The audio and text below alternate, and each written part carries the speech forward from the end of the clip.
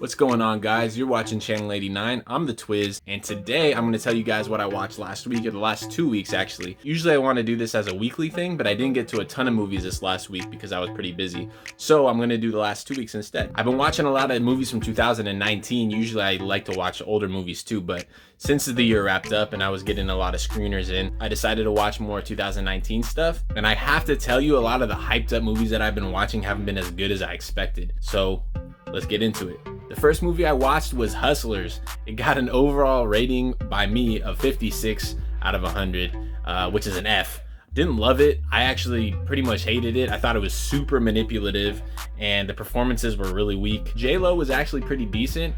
She's been getting a lot of hype.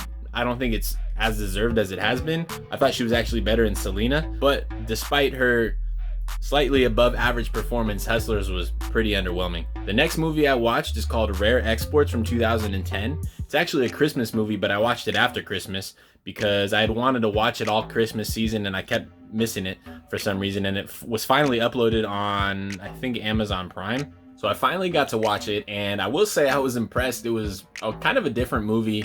It's Finnish, I think, from Finland. It's about these archaeologists who discovered the body of Santa Claus and these little kids who kind of spy on them and try to figure out what they're doing. And there's a lot of twists and turns and surprises, so I don't want to spoil anything. But it's a worthwhile watch, I think, if you're into that kind of stuff. I gave Rare Exports an 84 out of 100, which is a B. I think I'd watch it again. It kind of has a fun twist and a fun take on the Santa Claus story. Definitely worth watching. The next movie I watched was Knives Out from last year. It's a murder mystery, obviously, as you guys probably all know. I gave that one 100 out of 100. It wasn't perfect necessarily, but all the other stuff like the stylization that Rian Johnson incorporated into his direction and just the score and the acting and all this extra stuff kind of built up to make it give it a 100 rating. And also the fact that I just loved it a lot. A really cool take on a murder mystery. So that one gets an A+. The next movie I watched was The Lighthouse, starring Robert Pattinson and Willem Dafoe. It's a black and white movie from 2019. It's somewhat of a horror movie. It has the feel of an art house film. It's about these two lighthouse workers who kind of are at each other's throats this entire time they're working together, and it's kind of hard to explain. After I watched it, I said being confused has never been more enjoyable, because it's an enjoyable movie, but it's just kind of confusing, especially the ending. It leaves you a lot to chew on after the movie's over. You kind of have to think about what just happened. I gave this movie an 87 out of 100, which is a B+. It was pretty enjoyable, although I will say that the twist at the end kind of wasn't as earned as you would have wanted it to be. But overall, pretty good movie. The next movie I watched was Uncut Gems from 2019, starring Adam Sandler, directed by the Safdie brothers. And I was really excited about this movie going in, but ultimately I didn't like it. I actually thought it was too frenetically paced, and I felt too anxious the entire time I was watching it. I don't want to be that stressed out for my characters. The main character is an obsessive gambler, and he owns his own jewelry store, and he just can't catch a break from everyone around him.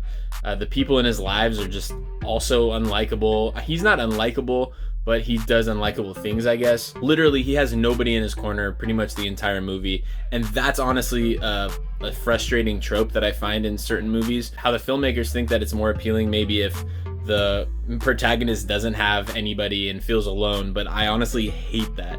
It's so frustrating, and especially frustrating when the protagonist doesn't do enough to actually vouch for himself. It's less frustrating if the protagonist actually has some sort of gall, but this time the protagonist was totally spineless for the most part. I gave Uncut Gems a 71 out of 100, which is probably more lenient than I should have been. I just thought the filmmaking was pretty good, but ultimately it gets a C- in my book. And the last movie I watched this last 2 weeks was called Shadow.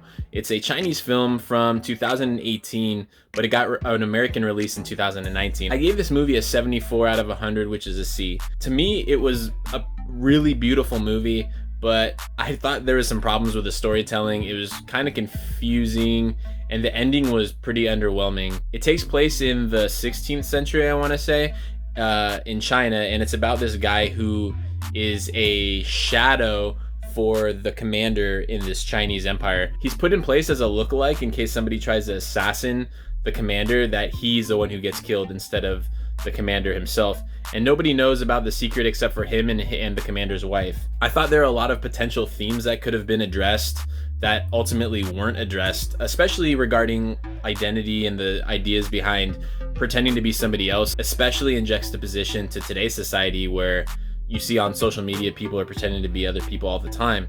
And I thought that would have been kind of a cool commentary to play, but the filmmakers ultimately chose to go a different direction with the movie, that of which the style was kind of more over substance, I think. There were a couple cool twists towards the end, but I thought that most of them didn't feel earned by the time you got there, but it was still a beautiful film and it was fun to watch, even if it was slightly underwhelming by the end. So there you have it. That is my watch list from the past 2 weeks.